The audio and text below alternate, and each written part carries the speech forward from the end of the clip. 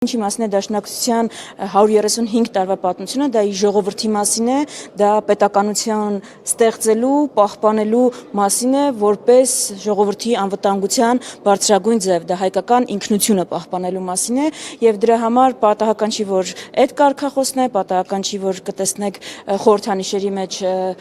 մեր սարդարապատը, այսինքն մենք հիմա իսկապես էլի այդ իրավիճակում ենք, որ գոյամարտի տրամաբանության մեջ ենք եւ այդ գոյամարտը, հաղթական գոյամարտը պետք է եւս մեկ անգամ տալ։ Դրա համար պետք է հավատ, ուժ եւ մենք այսօր կլսեք բանախոսներին, ունենք հրավիրյալ բանախոս Հույդաբյուրոյի անդամ Հակոբ Բագրատունին, Լիբանանի պատգամավոր, ով ժամանել է հատուկ միջոցառման համար եւ խոսք ունի փոխանցելու, Սփյուռքի խոսքը պետք է փոխանցի, Հայաստանի Գերագույն մարմնի ներկայացուցիչ Իշխան Սաղաթելյանը Դաշնակցության այլընտրանքները կներկայացնի, մոտեցումները եւ այս իրավիճակը ինչպես ենք հաղթահարելու այդ պատկերացումները եւ ընդհանրապես այսօր կտեսնեք այստեղ ոչ միայն դաշնակցականների, այլ նաեւ հանրային, քաղաքական, հասարակական դեմքերի, ում համար դաշնակցությունը եւ դաշնակցության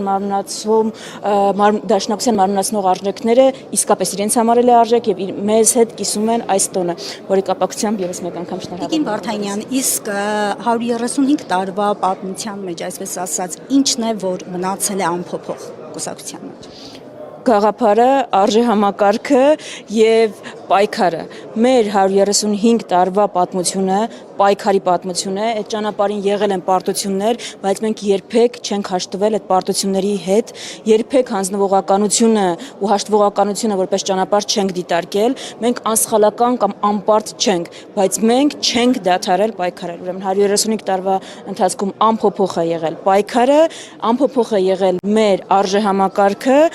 որը ամփոփված է այս տարվա կարգախոսի մեջ նաև մեր ժողովրդի համար պայքարելը, մեր ժողովրդի ինքնության ու անվտանգության համար պայքարելը, դուք Դաշնակցության ցանկացած գործողություն, եթե հարցնեք ինչու է արվել ու մի քիչ փորձենք խորանալ, կտեսնենք, որ արվել է ժողովրդի համար, այդ պահին ունեցած տեղեկությունով, այդ պահին ունեցած պատկերացումներով հիմքը բայց եղել է մեր ժողովրդի անվտանգությունը եւ պետականությունը ու Դաշնակցության համար անփոփոխ է նպատակները, արժեհամակարգը ու մի պարզ բան, մենք գիտենք, սովորել ենք, մեր արյունով ենք սովորել, որ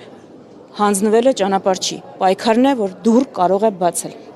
Ներքևում փակցված են պաստառներ Դաշնակցության ծնունդից մինչև մեր օրեր, որպես երիտասարդ դաշնակցական, այստեղ հրավիրված մյուս դաշնակցականների համեմատ, դուք կա որևէ ժամանակահատված, որ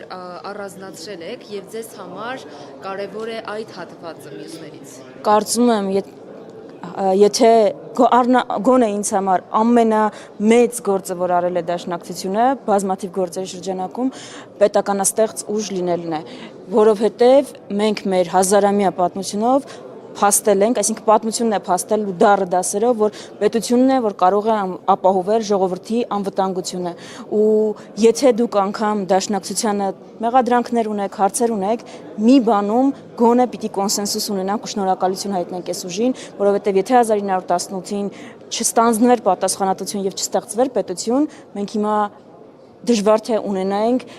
երրորդ հանրապետությունը։ Պետություն ստեղծելը, Հայաստանի առաջին հանրապետությունը, որի հիման վրա կայացավ հետո երկրորդը, երրորդը արդեն ու հուսով եմ, որ այս ընթացքը կշարունակվի, կարծում եմ ամենամեծ գործերից է, եթե ոչ ամենամեծը։